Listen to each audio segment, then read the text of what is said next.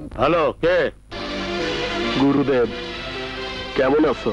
ওই শুয়োরের বাচ্চা, তুই কোথায়? তোকে তো আমি খুঁজছি, শানু খুঁজছে, পুলিশ খুঁজছে।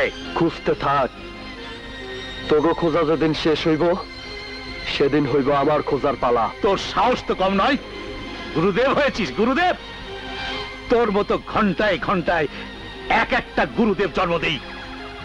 এই শহরে যত মাস্টারের নাম জানিস সব আমার হাতে তৈরি, আর তুই আমাকে না, গুরুদেব কাউরে হুমকি দেয় না, কাজ কইরা দেখায়। এই বেটা, সাহস থাকলে আমার সামনে আয়।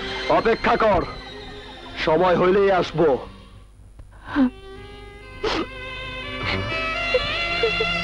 কে পাগলি? কি রে, কি হয়েছে? কাঁদছিস কেন? যাও, তোমার সাথে কথাই বলবো না। আরে বাবা, কি হয়েছে বলবি তো? আজ পর্যন্ত তুমি ছোট ভাইয়ের কোনো খোঁজই পেলে না, অথচ পুলিশের চাকরি করো। যাও, গিয়ে দেখো মার কি অবস্থা। মা, মা, একটা সন্ত্রাসী ছেলের জন্য কাঁদছো?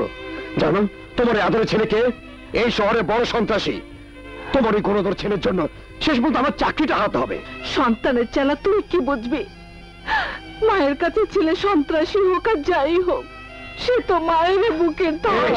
তুমি তোমার বুকে ধন নিয়ে থাকো, সন্ত্রাসী ছেলে মুখ দেখতে তোমার লজ্জা করে না?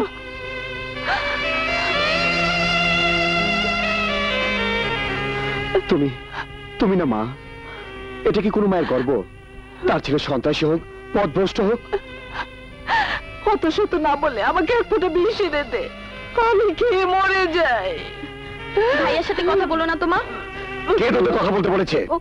কথা না বললেই হয়।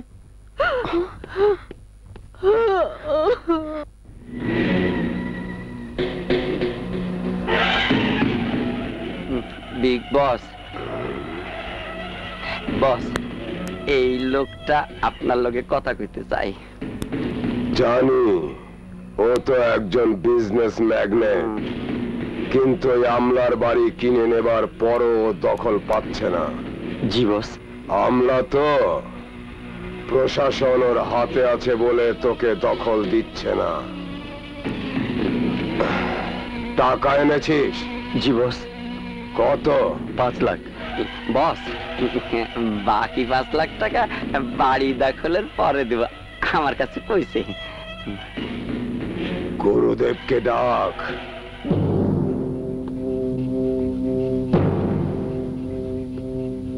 ভাই শোনো, এটা কি রহিম সাহেবের বাসা? জি। ওনার একটু ডাকো তো। আচ্ছা।